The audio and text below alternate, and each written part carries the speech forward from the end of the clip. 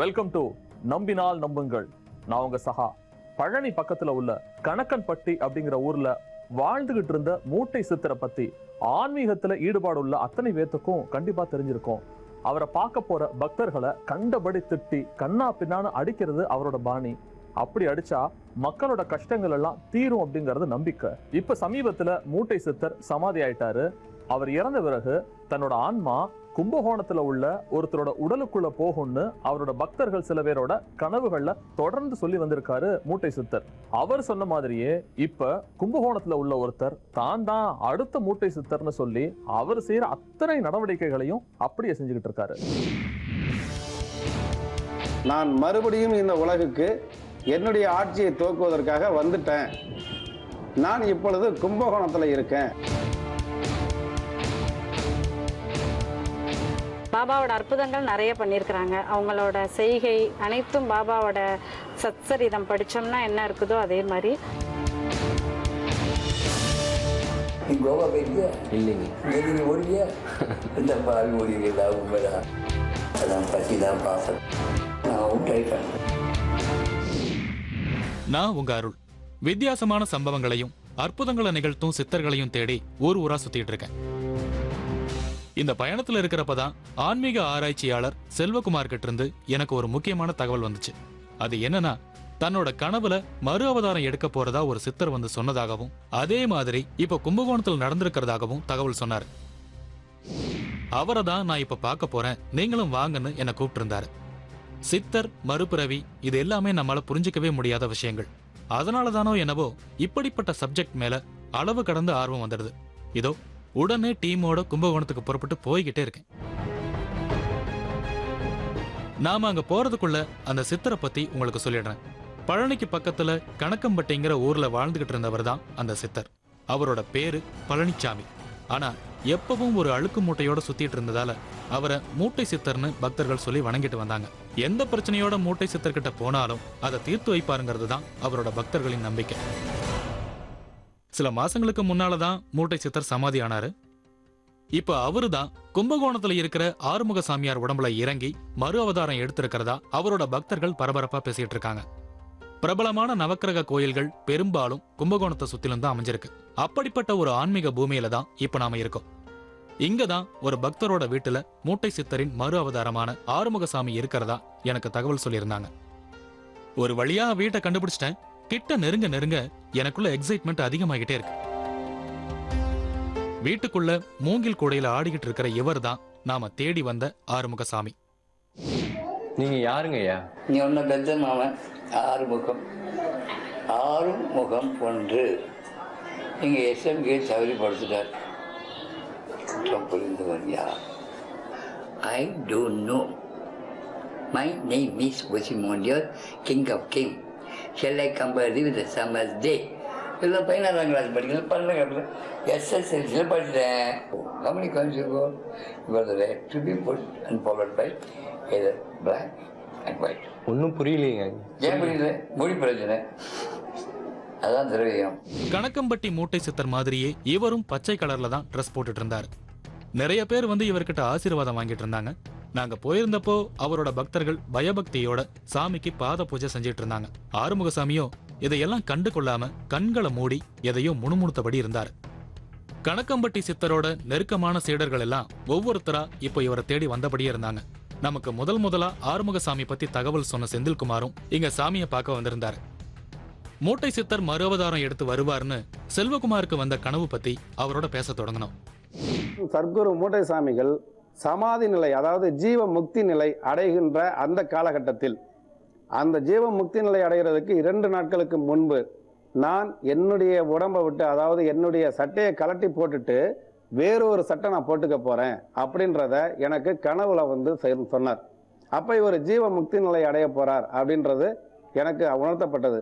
அப்படி சொல்லும் பொழுது கூடுதலாக ஒரு விஷயம் சொன்னார். என்ன சொன்னார்னா, நான் 3 பௌர்ணமி வரைக்கும் பாதாள லோகத்துல ஆட்சி புரிவேன். இந்த 3 பௌர்ணமிக்கு பிறகு 3வது பௌர்ணமியில் நான் மறுபடியும் இந்த உலகில் என்னுடைய ஆட்சியை துவங்குவேன். அப்போ எனக்கு யாரெல்லாம் முக்கியமானவர்களோ அவர்களுக்கு நானே தகவல்களை தெரிவிப்பேன் அப்படின்னு சொன்னார். செல்வகுமாரோட கனவுல வந்த மாதிரியே அடுத்தடுத்து எல்லாமே நடந்து வர்றது மிகப்பெரிய ஆச்சரியமா தான் இருக்கு. அது மட்டும் இல்லாம ஆறுமுகசாமி உடம்புல கணக்கம்பட்டி சித்தர் வந்து இறங்கி மறு அவதாரம் எடுத்ததுமே தன்னோட பக்தரான செல்வகுமார கும்பகோணத்துக்கு வரும்படி போன் பண்ண சொல்லியிருக்காரு. அது வரைக்கும் செல்வகுமாருக்கும் ஆறுமுகசாமிக்கும் எந்த ஒரு அறிமுகமும் கிடையாது. ஆனாலும் நேர்ல வந்து சந்திச்ச தன்னோட ரொம்ப நாள் பழக்கம் உள்ளவர் போல சாமி பேசினதால வந்திருப்பது கணக்கம்பட்டி சித்தர் தான் உறுதியா சொல்றாரு செல்வகுமார். தோற்றமா அவர் பாக்குறதுக்கு இப்ப வேற மாதிரி இருந்தாலும் நீங்க பார்க்கும்போது உங்க கண்ணோட்டத்தில் அவர் எப்படி தெரியுறாரு? அவர் வந்து கணக்கம்பட்டி மூட்டை சாமிகள் தான் அப்படின்றத நிரூபிக்கிற வகையில் 100% என்கிட்ட வந்து எல்லா வகையிலையும் வந்து அவருடைய நடவடிக்கைகள் இருந்துச்சு. எப்படின்னா, என் மனைவி கணக்கம்பட்டி சித்தரிடம் பேசிய வார்த்தைகள், என்னுடைய குழந்தை கணக்கம்பட்டி சித்தரை பார்த்த உடனே ஓடி போய் விளையாடக்கூடிய அந்த நிகழ்ச்சிகள், நான் கணக்கம்பட்டி சித்தரிடம் வைத்த கோரிக்கைகள், இதனுடைய தொடர்ச்சி, அதற்கு உண்டான விளக்கம், அதற்குண்டான காரணம், இது எல்லாத்தையுமே என்கிட்ட உட்காந்து அவர் பேசினார். ஆன்மீக ஆராய்ச்சியாளரா பல ஆன்மீகவாதிகளோட நிலைகளை பத்தி ஆய்வு செஞ்சுட்டு வர செல்வகுமார் இப்போ ஆறுமுகசாமி பத்தி பல ஆச்சரியமான தகவல்களை சொல்றாரு. இவரை பொறுத்த வரைக்கும் இவர் யாருன்னு எனக்கு தெரியாது. ஆனாலும் நான் ஒரு ஆன்மீக எழுத்தாளர், ஆன்மீக ஆராய்ச்சியாளர் என்கிற அடிப்படையில் இவரை பற்றி நிறைய கேள்விப்பட்டிருக்கேன். இவர் சீரடி பாபாவுனுடைய நேரடி அவதாரம். அது சீரடி பாபாவுனுடைய 18வது அவதாரமாக இந்த கலியுகத்தில் இருக்கார் அப்படின்றது இவரை பற்றி கேள்விப்பட்டிருக்கேன். ஆனால் கணக்கம்பட்டி சித்தருடைய மறு அவதாரமாக இவர் வந்ததுக்கு பிறகு இவருடைய அருள் நிலை வந்து நிறைய அதிகப்படுத்தியிருக்கு. ஷிரடி சாய்பாபாவோட அவதாரமும் இவர்தான், கணக்கம்பட்டி மூட்டை சித்தரோட அவதாரமும் இவர்தான் சொன்னவரு இனி நாட்டுல சித்தர்களின் வருகை அதிகரிக்கும்னு ஆதாரங்களோட சொல்ல எனக்கு பிரமிப்பு அதிகமாகிட்டே போச்சு. இந்த மாதிரி நிகழ்வு இந்த கலியுகத்துல இதுக்கு முன்னாடி எப்பயாவது நடந்திருக்கா? இல்லை, இப்போ பொதுவாகவே சித்தர்களுடைய வழிபாடு அப்படின்றது வந்து ஓங்கி இருந்துருக்கு. ஒரு 20-25 ஆண்டுகளுக்கு முன்பு சித்தர்களை பற்றிய அவ்வளவு வந்து நிறைய பேருக்கு தெரியாது. ஆனால் இப்போ சமீப காலமாக எல்லா சித்தர் பீடங்களிலும் நிறைய கூட்டங்கள் வந்துட்டு இருக்கு. அதற்கு காரணம் என்னன்னு கேட்டால், நான் வந்து நேரடியாக கோரக்கர் சித்தருடைய உபாசனை பெற்றவன், அவருடைய தரிசனத்தை பார்த்தவன். அந்த கோரக்கர் சித்தருடைய சந்திர ரேகை புத்தகத்தில் சித்தர்களுடைய ஆட்சி மீண்டும் துவங்க போகுது அப்படின்றத அவங்க சொல்லியிருக்கிறாங்க. இதே போல பல்வேறு சித்தர்கள், வீர பிரம்மங்காரு அப்படின்னு சொல்லக்கூடிய ஒரு மகான், இதை மாதிரி நிறைய சித்தர்கள் திரும்பவும் சித்தராட்சி வரப்போகுது அப்படின்றத அழுத்தம் திருத்தமாக சொல்லி, காலஞான தத்துவம் என்கிற பெயர்ல பின்னாடி இந்த நாட்டில் என்னெல்லாம் நடக்க போகுதோ அதை முன்கூட்டியே இவர்கள் எழுதி வைத்து, அவர்கள் எழுதி வைத்தது தான் இப்போ நடக்குதுன்றதுனால மக்கள் எல்லாரும் சித்தரை தஞ்சமடைய ஆரம்பிச்சிருக்கிறாங்க. சில வருஷங்களாவே கும்பகோணம் நகரத்துல மனம் போன போக்குல சுத்தி தெரிஞ்சுக்கிட்டு இருந்த ஆறுமுகசாமி கடந்த 1.5 வருஷமா தான் இப்போ இருக்கிற உமா மகேஸ்வரியோட வீட்டுக்கு வந்து சேர்ந்திருக்காரு. அதுவும் கூட சுவாரஸ்யமான ஒரு இன்சிடென்ட்னு தான் சொல்லணும். சித்தர் வழிபாட்டுல ஆர்வம் கொண்ட உமா மகேஸ்வரிக்கு ஆறுமுகசாமியை அடையாளம் காட்டினதே இன்னொரு சித்தர் தானா. ஏற்கனவே நம்ம நம்பினால் நம்புங்கள் நிகழ்ச்சியில நிர்வாண பெண் சாமியார் காளியின் அவதாரமான்னு சின்ன குஞ்சுன்னு ஒருத்தரை பத்தி சொல்லியிருந்தோம். அந்த அம்மாவை போய் உமா மகேஸ்வரி சந்திச்சிருக்காங்க. நீங்க சித்தர்கள் வழிபாட்டுல முழுமையா உங்களை அர்ப்பணிச்சுக்கிட்டீங்களா? எதனால, எப்படி? 7 வருஷமா சித்தர்களை தேடி தேடி போய் அவங்க எங்கெங்க வசிக்கிறாங்களோ அங்கே போய் நானும் எங்கள் வீட்டுக்காரங்களும் சேர்ந்து பார்த்து ஃபேமிலியோட போவோம், தரிசனம் பண்ணிட்டு வருவோம். அது மாதிரி ஒரு வாட்டி அடிக்கடி போவோம் பூந்தோட்டம். அங்கே வந்து அந்த அந்த அம்மா சித்தர் அம்மாவை பார்த்துட்டு ரிட்டன் வரையில் எங்களுக்கு ஒரு ஐயா வந்து, இவங்க சித்தர் தான், உங்கள் ஊர்லேயே சித்தர் இருக்கிறாங்க கும்பகோணத்தில், ஆனால் அவங்கள இவங்க தான் இந்த நிலையில் இருக்கிறாங்கன்னு தெரியாமல் நீங்கள் இருக்கீங்க, அவங்கள போய் பாருங்கன்னு சொல்லிட்டு சொன்னாங்க. கும்பகோணத்துல மனம் போனபடி சுத்திட்டு இருந்த ஆறுமுகசாமிய அடிக்கடி போய் சந்திச்சிட்டு இருந்த உமா மகேஸ்வரி ஒரு கட்டத்துல அவரை தன்னோட வீட்டுக்கே அழைச்சிட்டு வந்துட்டாங்க. அவரோட உறவினர்கள் மூலமா அவரோட பூர்வீகத்தையும் விசாரிச்சு தெரிஞ்சுக்கிட்டு இருக்காங்க. கணக்கன்பட்டி மூட்டை சாமியார் இறந்த அன்னைக்கு கும்பகோணத்துல உள்ள ஆறுமுகம் கிட்டத்தட்ட இறக்கும் தருவாய்க்கே போயிட்டு மீண்டு வந்திருக்காரு. ஏற்கனவே 40 வருடங்களுக்கு மேலா ஆறுமுகம் ஆன்மீகத்தை இருந்தனால பெரும்பாலான மக்களும் அவரை அடுத்த மூட்டை சாமியாரை ஏத்துக்கிறதுக்கு எந்த தயக்கமும் காட்டல. மூட்டை சாமியாரை தேடி போயிட்டு இருந்த மக்கள் இப்ப கும்பகோணத்தை நோக்கி படையெடுத்து போயிட்டு இருக்காங்க. தொடர்ந்து பார்க்கலாம் ஒரு சின்ன இடைவெளிக்கு அப்புறம். கணக்கன்பட்டியில வாழ்ந்த மூட்டை சித்தர் இறந்த நாள்ல இருந்து கும்பகோணத்தை சேர்ந்த ஆறுமுகம் தன் மேலதான் மூட்டை சித்தரோட ஆன்மா வந்திருக்குன்னு சொல்ல ஆரம்பிச்சாரு. வழக்கமா மற்றவர்கள் கிட்ட ரொம்ப சாதுவா இருக்க ஆறுமுகம் இப்ப மூட்டை சித்தர் மாதிரி ஆக்ரோஷமா மாறிக்கிட்டு இருக்காருன்னு ஊர் மக்கள் சொல்லிட்டு இருக்காங்க. பக்தர்களால கணக்கம்பட்டி மூட்டை சித்தரின் அவதாரமா கொண்டாடப்படுற ஆறுமுகசாமியோட பூர்வீகம் இதே கும்பகோணம் தான். இங்க சுவாமி மலையில தான் சாமி பிறந்து வளர்ந்திருக்காரு. தன்னோட 16 வயசுலேயே சாய்பாபாவால ஈர்க்கப்பட்டு வீட்டை விட்டு ஷிரடிக்கு போயிருக்காரு ஆறுமுகசாமி. அவரோட வரலாறை பத்தி எப்பயாவது உங்களுக்கு சொல்லியிருக்காரா, இல்ல நீங்களே அதை பத்தி எதுவும் ஆராய்ச்சி பண்ணி கண்டுபிடிச்சிருக்கீங்களா? அவங்க 16 வயசு இருக்கிறப்ப ஷிரடிக்கு போனவங்களாம். அங்கேயே இருந்துட்டு மேரேஜ் பண்ணியிருக்கிறாங்க ஐயா. மேரேஜ் பண்ணி ஒரு 2 or 3 இயர்ஸ் இல்லற வாழ்க்கையில இருந்து அதை விட்டு வந்து சித்த நிலைக்கு வந்துட்டாங்க. எங்களை பொறுத்த வரைக்கும் சாய்பாபா, கணக்கம்பட்டி சித்தர், ஆறுமுகசாமி மூணுமே இவர் தான். அதுலயும் முன்னவெல்லாம் இவர் செய்த சில செயல்கள் தங்களுக்கு சாய்பாபாவை நினைவுபடுத்தினதா உமா மகேஸ்வரி என்கிட்ட சொல்லிட்டு இருந்தாங்க. பாபா மாதிரியே ஐயா வந்து மிட் நைட்ல நான் தூங்கிட்டு இருப்பேன், எங்க சாரும் வீட்டுக்காரங்க தூங்கிட்டு இருப்பாங்க. இவங்கெல்லாம் எந்திரிச்சு போய் சாய் போட்டு குடிப்பாங்க. அது வந்து பாபாவோட செய்கை. கணக்கம்பட்டி ஐயாவும் ஆரம்ப காலத்துல வீட்டுல இருந்தாங்கன்னு சொல்லி அவங்க பக்தர்கள் சொன்னாங்க. அதெல்லாம் நினைச்சிட்டு நான் அந்த மாதிரிதான் இந்த ஐயாவும் நம்ம வீட்டுல இருக்கிறாங்க அப்படின்னு நினைச்சேன். அதே மாதிரி கணக்கம்பட்டி மூட்டை சித்தர் இறக்குற சமயத்துல ஆறுமுகசாமியோட நடவடிக்கைகள்ல சில மாற்றங்கள் தெரிஞ்சிருக்கு. அது வரைக்கும் சாதாரண பேண்ட் ஷர்ட் போட்டுட்டு இருந்தவர் இனிமே தனக்கு பச்சை கலர்ல துணி வேணும்னு கேட்டிருக்காரு. பழனியில கணக்கம்பட்டி சித்தர் இறந்த சமயத்துல ஆறுமுகசாமியோட உடம்புல பலவிதமான மாற்றங்களை பார்த்து புரியாம தவிச்சிருக்காங்க உமா மகேஸ்வரி. அவங்க வந்து கணக்கம்பட்டி ஐயா வந்து சமாதி ஆகிறதுக்கு ஒரு 3 monthsக்கு முன்னாடி எனக்கு வந்து இந்த உடையெல்லாம் இனிமே வேணாம், எனக்கு ஜிப்பா கிரீன் கலரும் எனக்கு வேணும் அப்படின்னு சொல்லி கேட்டு, அஷுஷுவலாக அவங்க எப்பயுமே சிறுடியில் இருந்தப்பையும் ஒரு ஃபிலிம் இன்ஸ்டியூட்டில் ஒர்க் பண்ணியிருந்திருக்காங்க அந்த ஐயா. அது வந்து இவங்க இந்த நிலை வந்தோடனே அதை விஆர்எஸ் எழுதி கொடுக்காமலே அதை விட்டு விலகி வந்துட்டாங்க போகாமையே. அதனால அவங்க பேண்ட் ஷர்ட் தான் போடுவாங்க அந்த ஐயா. அதனால நாங்கள் வந்து அதை வந்து குர்தாவாக தச்சு கிரீன் கலர் போட ஆரம்பித்தாங்க. அது கணக்கம்பட்டி ஐயா சமாதி ஆகிற அன்னைக்கு இன்னும் ஒரு 3 மாசத்துல என்னோட நிலை இன்னும் பரிபூரணமாக மாறும், நீ வந்து என்னைக்கும் என் கூடயே இருக்கணும் அப்படின்னு சொல்லி எனக்கு பிளஸ் பண்ணாங்க. இப்போ எங்க கண்ணு முன்னாடியே சாய்பாபாவாகவும் கணக்கம்பட்டி மூட்டை சித்தராகவும் ஆறுமுகசாமியாகவும் மும்மூர்த்திகளா காட்சி தருவதோடு பலவிதமான அற்புதங்களையும் ஆறுமுகசாமி செய்வதாக சொல்லி ஆச்சரியப்படுறாங்க உமா மகேஸ்வரி. ஒரு நாள் பசங்கள்லாம் வீட்டில் இல்லை, நான் பூஜை அறைக்குள்ளே போக முடியாது. அந்த சூழ்நிலையில் ஐயா வந்து வீட்டில் விளக்குக்கு எண்ணெய் தீர்ந்துடுத்து அவங்களே தண்ணி ஊற்றி விளக்கேற்றினாங்க. அது எனக்கு ரொம்ப ஒரு மிராக்கல்.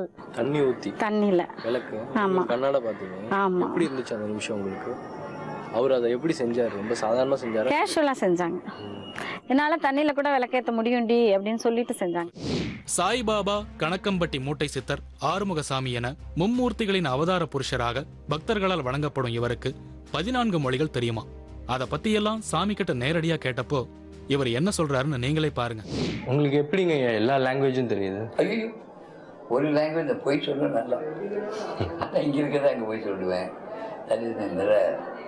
உங்களை பார்க்க வர பக்தர்கள்லாம் உங்களை வந்து சாய்பாபாவா பார்க்குறாங்க. எந்த விதத்துலையும் பார்க்கலாம். எப்படிங்க? என்னன்னா we have no ரூபம், we have only body and mind. Soul is one.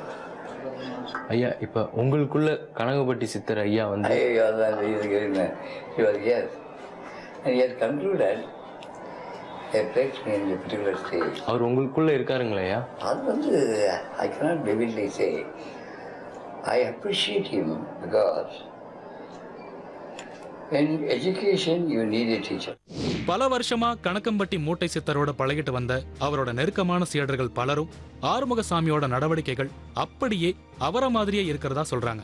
நிச்சயமா மூட்டை சித்தர் தான் மீண்டும் அவதாரம் எடுத்துட்டாருன்னு அவரோட சீடர்கள் உறுதியா நம்புறாங்க. மூட்டை சித்தரோட நீண்ட நாள் பக்தர்களை அவர் எப்படி கூப்பிடுவாரோ அதே மாதிரி கூப்பிடுறாராம் சுவாமிமலை ஆறுமுகம். சில மாதங்களுக்கு முன்னாடி இருந்த ஆறுமுகத்துக்கும் இப்ப இருக்கிற ஆறுமுகத்துக்கும் மிகப்பெரிய அளவுல வித்தியாசம் இருக்கிறதா சொல்றாங்க அவருக்கு அடைக்கலம் கொடுத்து வச்சிருக்க உமா. பெரும்பாலான மக்கள் ஆறுமுகம் தான் அடுத்த மூட்டை சாமியார்னு நம்பினாலும் சிலர் அதை மறுக்கவும் செய்றாங்க. தொடர்ந்து பேசலாம் சின்ன இடைவெளிக்கு அப்புறம். கணக்கன்பட்டி சித்தர் சமாதி அடைஞ்சு சில மாதங்களாகியும் இன்னைக்கும் அவருக்கு இறுதி அஞ்சலி செலுத்துறதுக்காக இந்தியா முழுவதும் இருந்து நிறைய பக்தர்கள் வந்துகிட்டே இருக்காங்க. அதுல ஒரு பிரிவினர் ஆறுமுகம் சாமியை பாக்குறதுக்கு கும்பகோணம் நோக்கியும் போயிட்டே இருக்காங்க. அதனால ஆறுமுகம் சாமி வாழ்ற பகுதியில இப்ப பரபரப்பு அதிகரிச்சுக்கிட்டே இருக்கு.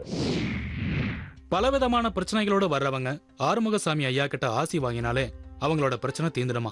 சில பேர்கிட்ட மட்டும் அவங்களோட போட்டோவை வாங்கி தன்னோட பாக்கெட்ல வச்சுக்குவாராம். ஒரு நாளோ 2 நாளோ கழிச்சு தன்னோட பாக்கெட்ல இருந்து அவங்க போட்டோவை எடுத்து உமா மகேஸ்வரி கிட்ட கொடுத்துட்டு வரான். அப்படி அவர் போட்டோவை திருப்பி கொடுக்கும் போதே அந்த போட்டோவுக்கு உரியவங்களோட பிரச்சனையும் நல்லபடியா முடிஞ்சிருக்குன்னு உமா சொன்னதை கேட்கும் போது எனக்கு ஆச்சரியமா இருந்தது.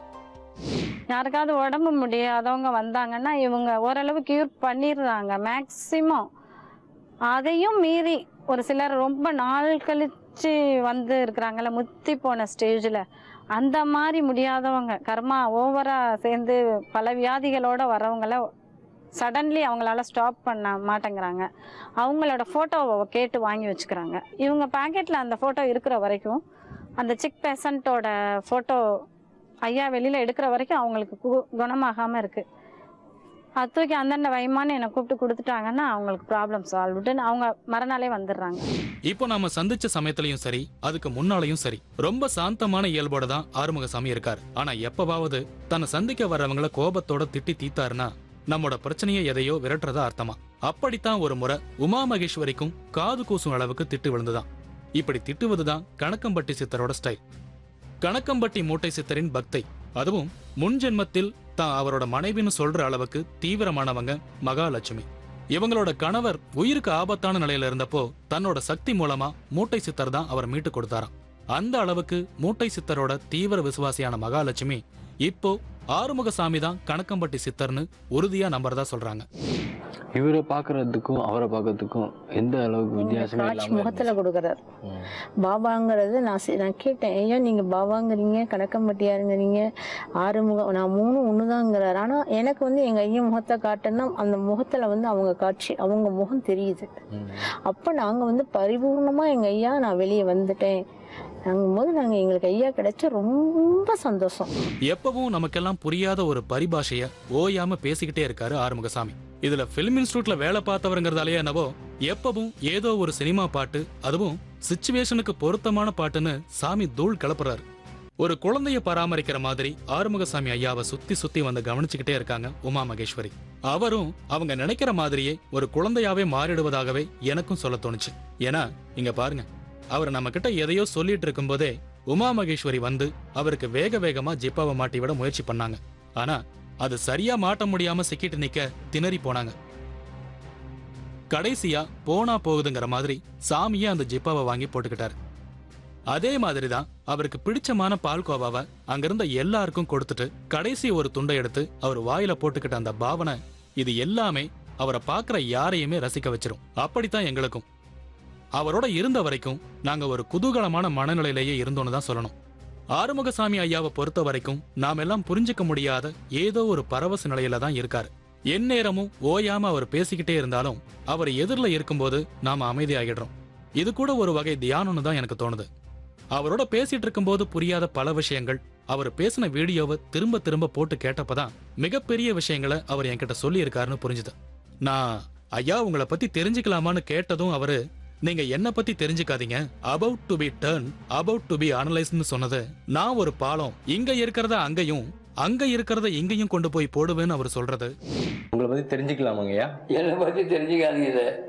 It is about to be turned, about to be analysed, out to be குரியன்ட் அண்ட் யூட்ரஸ் கேன்சர். நீங்க யாருன்னு எங்களுக்கு கொஞ்சம் சொல்லுங்களாங்கய்யா. நான் அதான் சொல்லிட்டு இருக்கிறேன், நான் ஒரு பாலம், இவரை தூக்கி அங்கே போடு, அவரை தூக்கி இங்கே போடு. உங்களுக்கு எப்படிங்க எல்லா லாங்குவேஜும் தெரியுது? ஐயோ, ஒரு லாங்குவேஜ் நான் போய் சொல்லுவேன் நல்லா, இங்கே இருக்கிறதா அங்கே போய் சொல்லுவேன். உங்களுக்கு வருங்காலங்கள்லாம் தெரியுமாங்க? I can foresee, I can forecast. அது போல சொல்லுங்க, நீங்கள் அப்செக்ட் பண்ணுவீங்க.